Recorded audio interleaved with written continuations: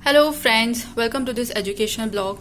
So in this blog I'm going to explain more acts and laws which is established long back for employees benefits and interest.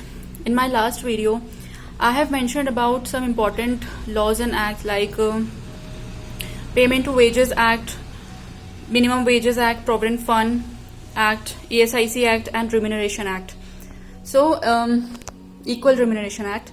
So next law that was established for employees benefits and interest, it was established in 1965, that is Bonus Act 1965, and this act was established to reward employees who work hard in the companies, factories, organization, so to reward them. So what actually this act says कि कोई भी entity, कोई भी organisation है, कोई भी factory है, कोई भी ऑर्गेनाइजेशन है, so if any organisation making a huge amount of profit every year, so उस प्रॉफिट का कुछ परसेंट शेयर उनके एम्प्लॉयज, उनके वर्कर्स को भी मिलना चाहिए एवरी ईयर, बिकॉज जो प्रॉफिट हो रहा है वो एम्प्लॉयज और वर्कर की ही वजह से हो रहा है.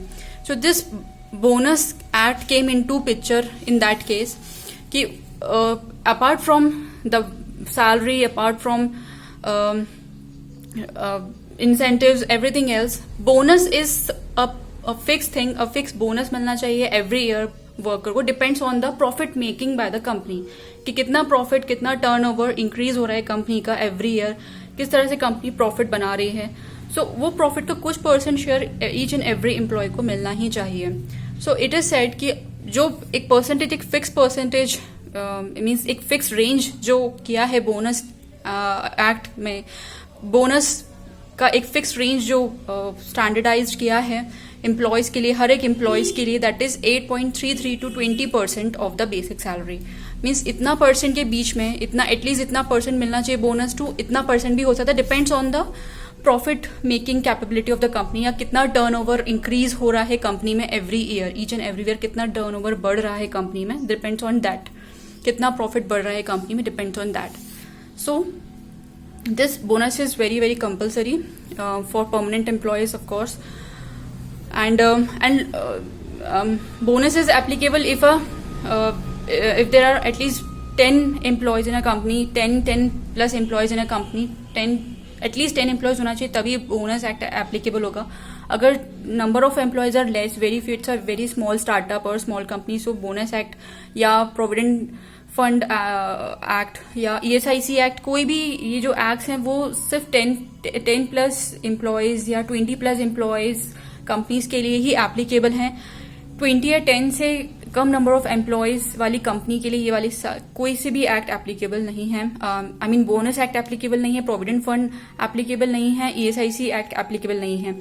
प्रोविडेंट फंड एक्ट और ESIC एक्ट उन्हीं कंपनीज के लिए एप्लीकेबल हैं जिन the number of strength of employees more than 20, and bonus act is applicable when the number of employee is more than 10, and bonus amount is equals to 8.33% of employees basic salary, and bonus amount की जो एक range है वो है 8.33% to 20%.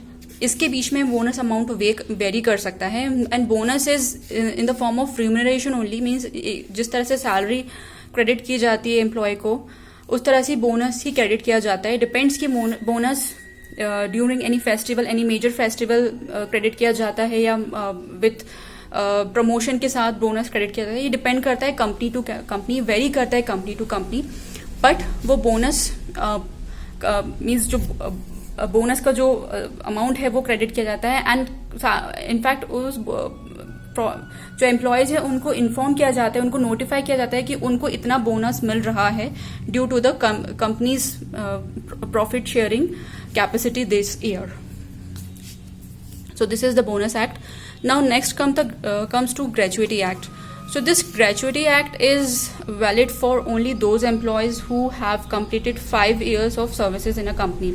Means gratuity एक amount है, there is a small percent of amount. ये कह सकते हैं कि एक एक्स्ट्रा सैलरी है जो 15 डेज की सैलरी एवरी मंथ कलेक्ट होती है एम्प्लॉय की, एंड ये जो छोटा 15 डेज का जो अमाउंट है वो 15 डेज कर 5 ईयर्स तक वो कलेक्ट होती जाती है. And when this 5 years of an employee completes, जब एम्प्लॉय 5 ईयर्स एक कंपनी में कंप्लीट कर लेता है, 5 ईयर्स मीन्स 5 ईयर्स, एंड जब वो एम्प्लॉय कंप्लीट कर लेता है देन उसके बाद अगर एम्प्लॉय अगर कंपनी को लीव करता है तो वो अपना ग्रेचुटी अमाउंट क्लेम कर सकता है, वो अपना ग्रेचुटी अमाउंट विद्रॉ कर सकता है. बट इन प्लेस अगर एम्प्लॉय 5 ईयर्स से पहले ही कंपनी को लीव करता है तो उसका ग्रेचुटी अमाउंट कैंसिल हो जाता है. वो उसको मीन्स लाइक एक सिंगल अमाउंट ऑफ मनी भी वो क्लेम नहीं कर सकता इन that case. So it is mandatory कि अगर ग्रेचुटी अमाउंट जो एक्स्ट्रा रिम्यूनरेशन है या जो सैलरी है एम्प्लॉय की जो उसकी सेव हुई है, एडिशनल रिम्यूनरेशन है सैलरी जो उसकी सेव हुई है 5 ईयर्स तक, अगर उसको क्लेम करना है, उसको डिसबर्स करना है तो उसको एटलीस्ट 5 ईयर्स अपनी कंपनी में उसको सर्विस देनी ही होगी कंटिन्यूअसली. उसके बाद ही वो ग्रेचुटी क्लेम कर सकता है आफ्टर कंप्लीशन ऑफ 5 ईयर्स. अगर उसके पहले वो कंपनी को लीव करता है तो उसकी ग्रेचुटी भी कैंसिल हो जाएगी, रिजेक्ट हो जाएगी. उसका जो भी अमाउंट अगर सेव हुआ होगा, अगर किसी एम्प्लॉय ने 2 साल तक काम किया है, वो कंपनी लीव कर देता है तो 2 साल तक जो उसकी ग्रेचुटी कलेक्ट हुई है, उसकी सेव हुई है, तो वो उसको इसका 1% या 1 रुपीज भी, 1 पैसा भी नहीं मिलेगा, 1 रुपया भी नहीं मिलेगा उसको. So this is about gratuity act and it is applicable for long term employment या those who work for 5 years only. And gratuity जो होता है दैट इज 4.5% सेव होता है एम्प्लॉय का every month from the gross salary, sorry apart from the gross salary. Gratuity gross salary के बाहर means CTC के अंदर ग्रेचुटी आता है, मीन्स सीटीसी जो होता है एम्प्लॉय का उसके अंदर ग्रेचुटी का अमाउंट आता है और ग्रॉस सैलरी के बाहर रहता है ग्रेचुटी का amount. So I will tell you कि ग्रेचुटी कहाँ एग्जिस्ट करता है. जो सैलरी के कंपोनेंट्स होते हैं उसमें ग्रेचुटी का अमाउंट भी एग्जिस्ट करता है और वो कितना डिडक्ट होता है. बट जस्ट टू नो कि अभी 4.5% इतना अमाउंट कलेक्ट होता है एवरी मंथ एक एम्प्लॉय का ग्रेचुटी के with respect to this gratuity. Now next come maternity benefit act. So this act is very important for female employee. It is in the interest of women who is a woman employee who is about to give birth to a child, obviously. So according to this maternity benefit act, अगर कोई woman employee है किसी company की and who is serving for a long time and also means that woman employee is about to give birth to a child, continue her service. The woman who is about to give birth to a child is continuing her service and वो like means जो particular woman है, जो employee है, woman employee है, she is about to give birth to a child and उसके service वो continue करती है एंड उसके like उसकी ड्यू डेट से 80 डेज ड्यू डेट से पहले like in a year 80 days तब वो कंटिन्यूसली सर्विस करती है. इन अ ईयर 80 डेज तक वो कंटिन्यूस सर्विस करती है ड्यू डेट से पहले. Then only that woman she can avail this 26 weeks of payment. उसको मैटरनिटी बेनिफिट एक्ट के तहत इन दैट कंडीशन उसको 26 weeks of payment paid leaves मिलेंगे. 26 वीक्स तक उसको पेड लीव्स मिलेंगे. मीन्स उसको अप्रॉक्सीमेटली 3 मंथ्स तक she can rest at home with her child, with her newborn. And company या कोई भी ऑर्गेनाइजेशन लियाबल है उसको 26 वीक्स की पेड लीव की सैलरी देने के लिए. Okay, no company can deny from that.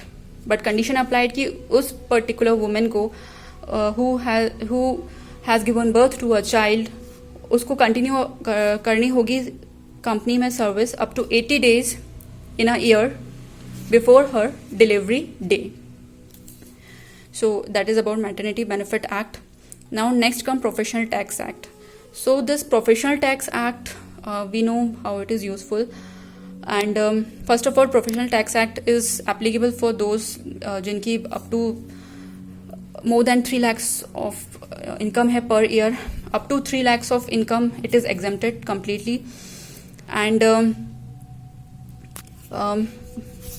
as it is given, employees whose monthly income is 15,000 and above as a gross salary is liable to pay professional tax. Okay, at least इतनी income होनी चाहिए. इससे कम वाले, इस amount से कम की जिसकी income है, they are completely exempted from any tax payment. And yearly जिनकी इनकम 3 lakhs है, they are exempted from any tax payment. So professional, it is a state tax, means कोई भी professional employee who is servicing a company and earning, getting salary, earning, is liable to pay tax to the state, because उसी tax से state का growth होगा, development होगा. That tax, that is a professional tax. So apart from this, जो maximum reduction होता है up to per month किसी भी एम्प्लॉय का as a professional tax act के एंड से जो मैक्सिमम डिडक्शन होता है, मैक्सिमम 2500 होता है पर मंथ. मिनिमम 2500 से कम भी हो सकता है, बट मैक्सिमम इतना होता है, इससे ज़्यादा नहीं हो सकता according to the act. And this act comes in article 276 of Indian constitution. So professional tax slabs के TDS, देयर इज 5 slabs हैं up to 3 lakhs. This is exempted, completely exempted है. Then 5% on taxable amount, 10% of taxable amount varies on the amount of earning per year. Now next is Shop and Establishment Act. So according to this Shop and Establishment Act, it governs all the paid leaves. To paid leaves means like sick leaves hain, then there are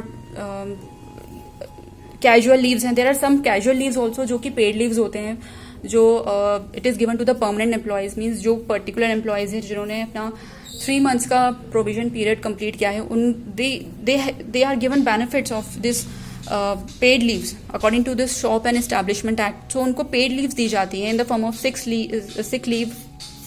sick leave के form में, casual leaves के form में, earn leaves के form में उनको paid leaves दी जाती हैं. Okay, and in factories it governs कि अगर किसी फैक्ट्री के जो वर्कर्स होते, there are thousands of workers in a factory. So there are certain parameters की वर्कर्स का इतना सर्टेन अमाउंट ऑफ आवर्स का शेड्यूल होता है, वर्किंग शेड्यूल होता है. If there are certain group of workers जो उस वर्किंग शेड्यूल के बाद भी वर्क करते हैं, that is an overtime. Okay, so कितने वर्किंग आवर्स हैं, एक्चुअली कितने वर्किंग आवर्स हैं, वो शॉप एंड एस्टैब्लिशमेंट एक्ट में स्टैंडर्डाइज्ड हैं. और इतने वर्किंग आवर्स कंप्लीट करने के बाद भी अगर कोई वर्कर वर्क कर रहा है कंटिन्यूसली अपना, तो उसको ओवर टाइम में काउंट किया जाएगा. और उस ओवर टाइम के लिए कितना एडिशनल वेजेस देने होंगे, उस ओवर टाइम के लिए कितना एडिशनल वेजेस देना होगा उन फैक्ट्री के वर्कर्स के लिए, दैट इज ऑल्सो उन वेजेस के पैरामीटर्स, उन वर्किंग हावर्स के parameters shop and establishment act में डिफाइंड हैं. एंड इसके अकॉर्डिंग ही factories, there are so many big factories, उस एक्ट के अकॉर्डिंग ही उन वर्कर्स को बेनिफिट्स मिलते हैं. So this is about Shop and Establishment Act, where it governs the paid leaves to the employees, working hours of the workers in factories, overtime of the workers in factories, or about other leaves, other holidays and leaves which is given to employees of corporate employees, government organization employees, which is related to festival holidays. So वो सब चीज़ें defined होती हैं Shop and Establishment Act में. So and also number of leaves, it varies from number of leaves and holidays varies from state to state. Okay, means there are certain state, means किसी state में if there are certain festival एक particular state में celebrate हो रहा है, लेकिन दूसरे festival में वो celebration नहीं हो रहा है. For example, country to country की अगर बात कही जाए, that in India Diwali is celebrated so lavishly, but if we talk about in other than India, no, Diwali is not considered as a festival, like not a big festival, because Hinduism is not a religion in apart from India. ठीक है, like in other countries, like in America, Christmas is celebrated so lavishly. So in India, Diwali के लिए special holidays मिलते हैं, but if we talk about MNCs अगर दिवाली के लिए in other countries like America, so Diwali के लिए हॉलीडेज नहीं मिलेंगे, बट हाँ for other festivals holidays will be given. So it depends on region to region, country to countries, किन festival के लिए हॉलीडेज मिल रहे हैं, किन फेस्टिवल्स के लिए हॉलीडेज नहीं मिल रहे हैं. So now if I talk about India shop and establishment act, this is only for India only, मैं बाहर के कंट्रीज़ की बात भी नहीं कर रही हूँ. शॉप एंड एस्टैब्लिशमेंट एक्ट सिर्फ इंडिया के लिए ही है.